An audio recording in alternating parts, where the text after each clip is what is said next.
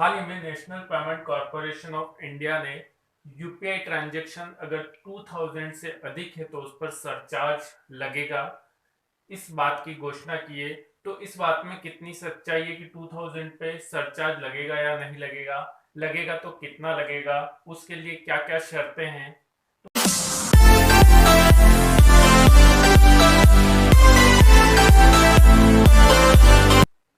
Hello दोस्तों, आपका हमारे इस न्यू वीडियो पर हार्दिक स्वागत एवं अभिनंदन है। आज हम आपके सामने एक न्यू टॉपिक के साथ उपस्थित हुए हैं, जो कि है national payment corporation of India. National payment corporation of India ने 2000 से ज़्यादा यानी 2000 से अधिक का अगर आप यूपीआई लेन देन करते हो तो उसके ऊपर सरचार्ज लगेगा, एक नोटिफिकेशन जारी किया है। तो इस नोटिफिकेशन में क्या बात कही गई है, क्या है इसकी पूरी सच्चाई, क्योंकि बहुत सारी अफवाह फैल रही है कि यूपीआई ट्रांजैक्शन अगर 2000 से ज्यादा होगा तो आपको सरचार्ज देना पड़ेगा। तो इसके बारे में पूरी सच्चाई क्या है, इसके बारे में हम आज का टॉपिक लेके ये वीडियो बना रहे हैं। तो पूरी सच्चाई क्या है इस नोटिफिकेशन की, उसके बाद ही आप कोई अंदाजा लगाइए कि वाकई आपको 2000 से ज्यादा का अगर यूपीआई पेमेंट करना पड़ेगा तो सरचार्ज लगेगा या नहीं लगेगा। तो हम इस वीडियो में इसके बारे में पूरी चर्चा करते हैं। National payment corporation of India ने एक नोटिफिकेशन जारी किया था, जिसके अंतर्गत कहा गया था कि यूपीआई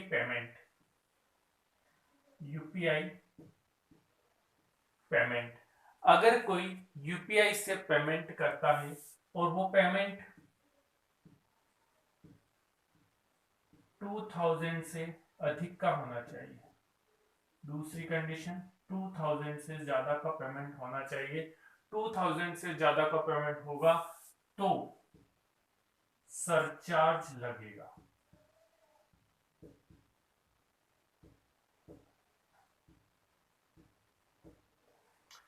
पहली, नेशनल पेमेंट कॉरपोरेशन इंडिया ने कहा है कि अगर कोई पेमेंट करता है, किससे, यूपीआई से करता है, कितना करता है, 2000 से अधिक का करता है तो उसके ऊपर सरचार्ज लगेगा।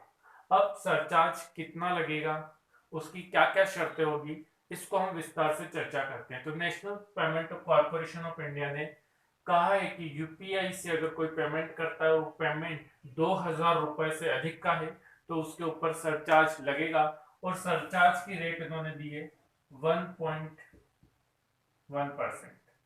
सरचार्ज कितना होगा, 1.1% सरचार्ज लगेगा। यूपीआई से पेमेंट करते हैं और पेमेंट 2000 से अधिक होना चाहिए तो सरचार्ज 1.1% लगेगा। ओके, तो 1.1% सरचार्ज का मतलब है कि हमेशा हर ट्रांजेक्शन पर 1.1% लगेगा, ये जरूरी नहीं है। अलग अलग मर्चेंट के लिए अलग अलग रेट फिक्स की गई है, लेकिन 1.1% अधिकतम ये रखा गया है, 1.1% रखा गया है सरचार्ज। तो यूपीआई 2000 से अधिक पेमेंट और सरचार्ज 1.1%। अब ये सरचार्ज कब लगेगा, किस कंडीशन में लगेगा, किस कंडीशन में नहीं लगेगा, इसकी बात हम करते हैं। सरचार्ज उस कंडीशन में नहीं लगेगा जब आप 2000 से ज्यादा का यानी अधिक का पेमेंट कर रहे हो, यूपीआई से कर रहे हो, लेकिन डायरेक्ट बैंक अकाउंट से दूसरे डायरेक्ट बैंक अकाउंट में अगर आप पैसा ट्रांसफर करते हो 2000 से ज्यादा तो आपका सरचार्ज नहीं लगेगा। यानी कि डायरेक्ट बैंक टू बैंक अगर अकाउंट टू अकाउंट ट्रांसफर होगा तो सरचार्ज नहीं लगेगा। इसको अगर सामान्य भाषा में समझे हम, एक पर्सन है जिसका अकाउंट है एसबीआई में, वो यहाँ पर एक मॉल है, वहां पर ये शॉपिंग करता है, मॉल में शॉपिंग करता है। एक पर्सन है जिसका अकाउंट एसबीआई में है और वो मॉल में शॉपिंग करता है, और उस शॉपिंग जो कर रहा है वो 2000 से ज्यादा की शॉपिंग कर रहा है, 2000 प्लस की शॉपिंग कर रहा है, 2000 से ज्यादा की शॉपिंग कर रहा है। अब वो पेमेंट करता है यूपीआई से 2000 प्लस की शॉपिंग की है, 2000 से ज्यादा की शॉपिंग की और यूपीआई से वो पेमेंट कर रहा है।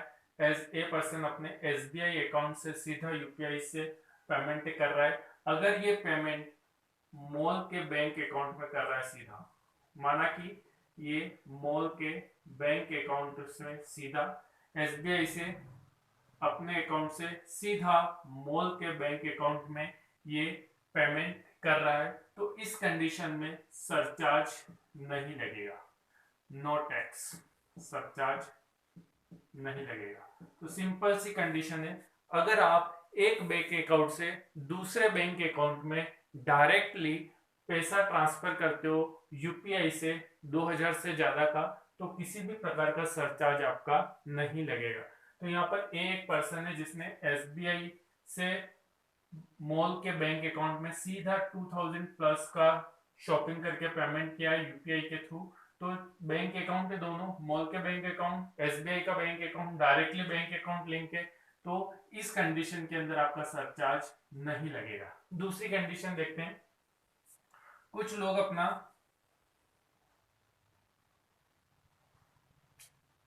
अपना वॉलेट से पेमेंट करते हैं, वॉलेट से, ओके। तो माना कि ए का अकाउंट एसबीआई में है, इसने एसबीआई से डायरेक्ट पेमेंट नहीं किया, एसबीआई से अपने वॉलेट में पैसे ट्रांसफर किए और वॉलेट से मॉल का पेमेंट किया, 2000 से अधिक का पेमेंट है और यूपीआई के थ्रू कर रहा है। तो इसने क्या किया, एसबीआई से वॉलेट में पेमेंट ट्रांसफर किया और वॉलेट से मॉल को यह पेमेंट कर रहा है अपनी शॉपिंग का, तो इस कंडीशन में टैक्स लगेगा, टैक्स पेड, यहां पर टैक्स पेड करना होगा, क्योंकि ये अपने डायरेक्ट बैंक अकाउंट से नहीं कर रहा है, एसबीआई अकाउंट से इसने वॉलेट, अपने वॉलेट में पैसे ट्रांसफर किए और वॉलेट से इसने मॉल के पेमेंट किया है 2000 प्लस का यूपीआई से। तो वॉलेट से अगर पेमेंट होता है तो आपका टैक्स लगेगा, लेकिन डायरेक्ट बैंक टू बैंक अगर आप पेमेंट करते हो 2000 प्लस का यूपीआई के थ्रू, तो टैक्स नहीं लगेगा। अगर आप एसबीआई से वॉलेट में डालते हो और वॉलेट से फिर पेमेंट करते हो 2000 प्लस का पेमेंट यानी 2000 से अधिक का है, तो यहाँ पर टैक्स पेड आपको करना पड़ेगा। अगली बात करते हैं कि टैक्स पेड करना पड़ेगा, तो उस कंडीशन में टैक्स पेड कौन करेगा, पेड कौन करेगा, यानी पर्सन करेगा या मर्चेंट करेगा, व्यापारी करेगा। तो उस कंडीशन की अगर बात करें तो वॉलेट से अगर मॉल को इसने पेमेंट किया है, तो उस कंडीशन में मॉल वाले जो हैं वो सरचार्ज पेड करेगा, यानी उपभोक्ता सरचार्ज पेड नहीं करेगा, व्यापारी को सरचार्ज पेड करना होगा। यानी आप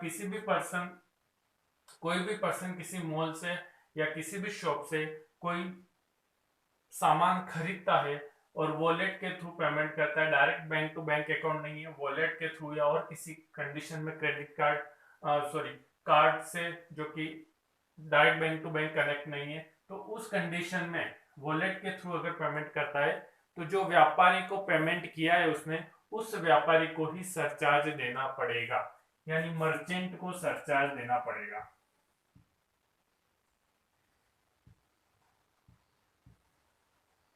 मर्चेंट,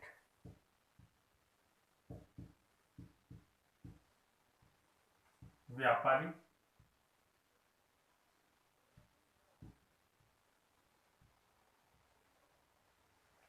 सरचार्ज पेड करेगा। यानी कि आपको नहीं देना है, आपने जिस व्यापारी को पेमेंट किया है वो व्यापारी यहाँ पर सरचार्ज पे करेगा। तो आपको कंडीशन समझ में आ गई। अगर आप एक अपने बैंक से सीधे व्यापारी के बैंक में अगर ट्रांसफर कर रहे हो, बैंक टू बैंक ट्रांसफर कर रहे हो और पेमेंट 2000 प्लस का है और यूपीआई से हो रहा है, तो उस कंडीशन में टैक्स नहीं लगेगा। और आप डायरेक्ट बैंक टू बैंक नहीं कर रहे हो और अपने बैंक से वॉलेट में ट्रांसफर कर रहे हो और वॉलेट से व्यापारी को ट्रांसफर कर रहे हो, तो उस कंडीशन में आपका सरचार्ज लगेगा। और सरचार्ज किसको पेड करना होगा, व्यापारी को पेड करना होगा, मर्चेंट को पेड करना होगा, जिसको आपने पेमेंट किया है जिस व्यापारी को, उसको सरचार्ज पेड करना पड़ेगा। सरचार्ज की रेट अलग अलग कंडीशन के लिए अलग अलग है, अलग अलग मर्चेंट के लिए अलग अलग दी गई है। एक सर्वे के अनुसार बताया गया है कि भारत में बैंक टू बैंक यानी account to account transaction 99.99% transaction इस तरीके से होता है।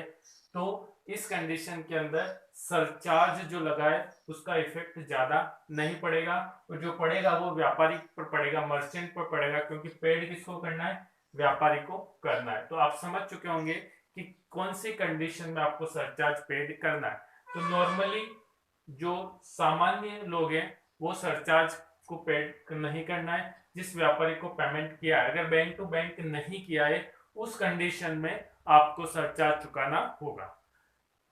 वीडियो कैसा लगा कमेंट में जरूर लिखिएगा। वीडियो पसंद आया तो लाइक कर दीजिएगा, शेयर कर दीजिएगा, चैनल पर नए हो तो सब्सक्राइब कर दीजिएगा। एक नए टॉपिक के साथ आपसे फिर मिलेंगे। धन्यवाद।